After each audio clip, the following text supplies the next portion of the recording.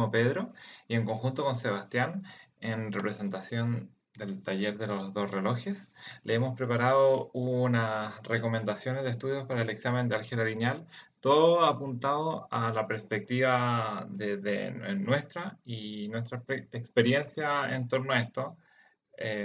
Lo hemos separado en 6 puntos importantes que hemos considerado importantes del curso, en donde están el primero sistemas lineales, luego de espacios vectoriales, independencia lineal y bases, luego transformaciones lineales, más tarde valores y vectores propios, diagonalización y matrices simétricas, y ortogonalidad y método de Gram-Schmidt, y finalmente formas cuadráticas y matrices definidas. Para sistemas lineales que debemos saber, lo principal es ya manejar al revés y el derecho el cómo pivotear matrices, que en general es una fórmula predefinida, mecánica, pero entenderla muy bien cómo funciona, porque se utiliza para cosas como invertir matrices, que es un paso importante para resolver sistemas lineales. Y acá viene el último punto de esta parte, que es identificar soluciones de un sistema lineal, como por ejemplo, si el sistema no tiene soluciones, o la solución es única, o si que se da que tenga infinitas soluciones.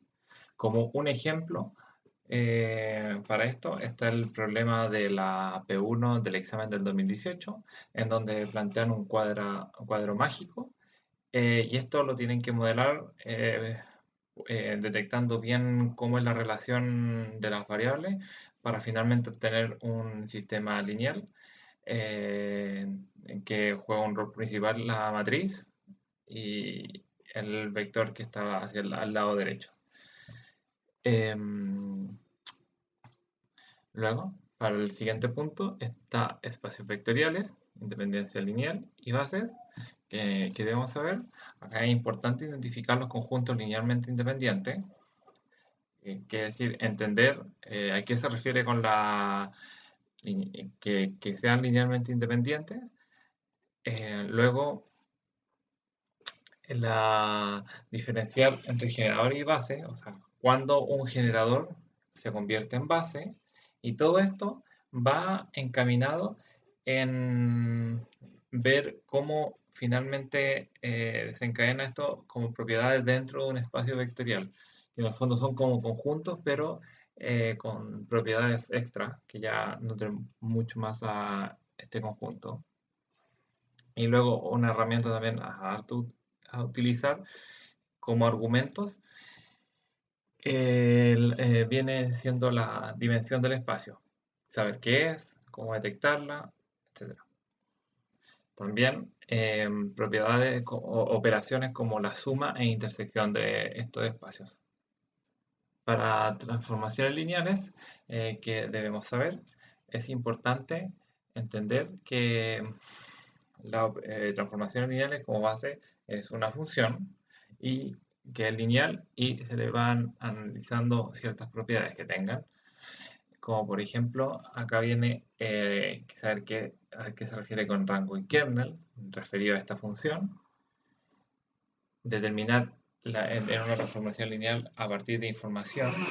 Quiere decir que si te empiezan a definir como esta función, al operarla en tal punto, te da tal resultado, empezar a indagar, a comparar y establecer las relaciones para finalmente obtener cuál es la forma de la matriz que define esta transformación lineal. Aquí viene importante la utilización del teorema del núcleo imagen, y también es importante cómo la matriz representante que viene a partir de esta transformación lineal, que también se puede ver como la matriz del cambio de base.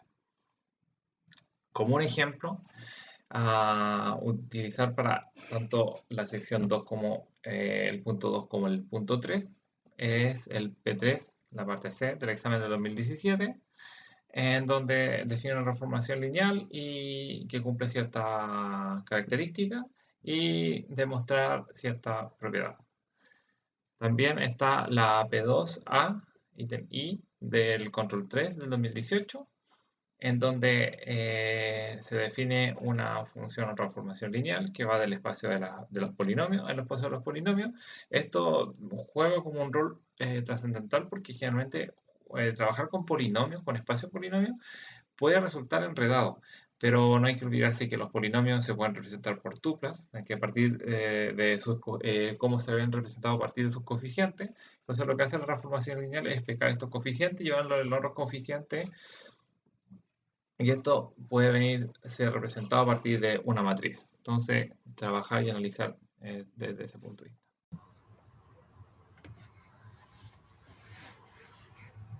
Bueno, y así nos adentramos en el cuarto punto de las cosas que debemos saber para este examen de álgebra lineal, que son valores y vectores propios, diagonalización y matrices simétricas.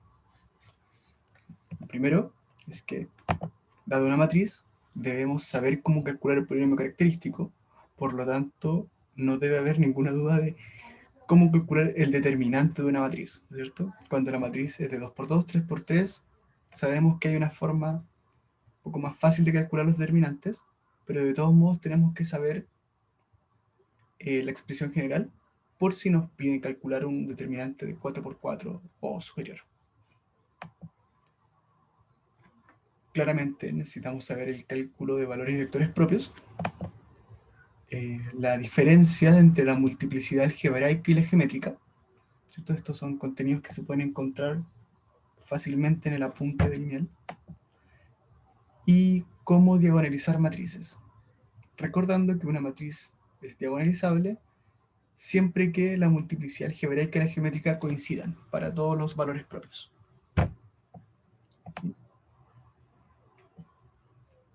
Y matrices simétricas, donde la especial característica de las matrices simétricas, bueno, tienen muchas características muy buenas, pero al menos hasta este punto es que son siempre diagonalizables.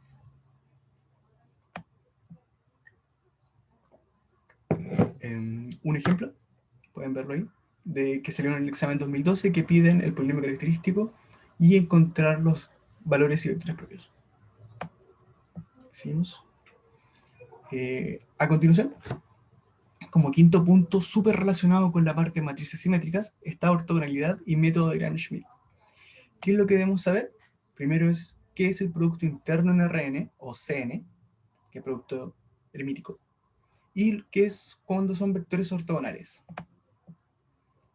Como segundo, tenemos que saber de memoria cuál es el método de Gram-Schmidt, y gracias a este método, cómo poder calcular bases ortonormales.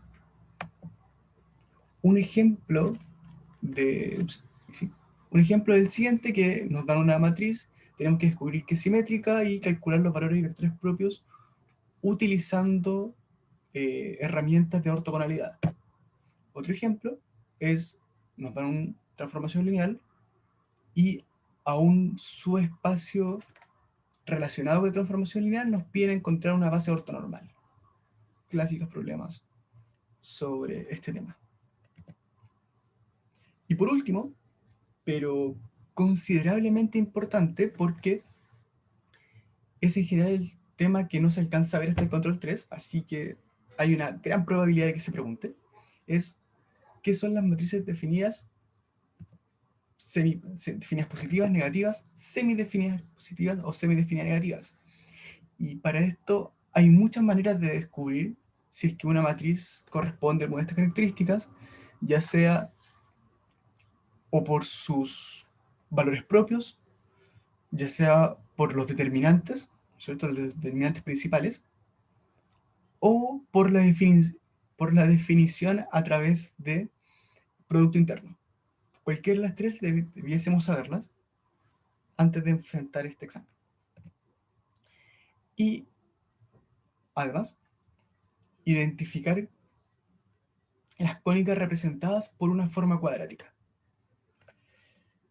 Bueno, en general, en casi todos los exámenes se pueden encontrar preguntas de este tipo, así que yo creo, a mi juicio, esto debe ser súper importante. Y un ejemplo de esto es el siguiente pregunta que salió en el examen del 2017, que nos da una ecuación que se parece mucho como a los lugares geométricos dentro del cálculo, y nos piden explicitar los cambios de variables para reconocer la cónica dada. Y nos dan otra matriz y tenemos que encontrar para qué alfas esta matriz es definida positiva. Aquí, bueno, podrían usar cualquiera de las eh, caracterizaciones que tiene ser definida positiva. Bueno, estimados, espero que este pequeño video les ayude un poco en cómo guiar la última parte de su estudio para enfrentar el examen o, o para saber los puntos clave de este curso. Que les vaya bien.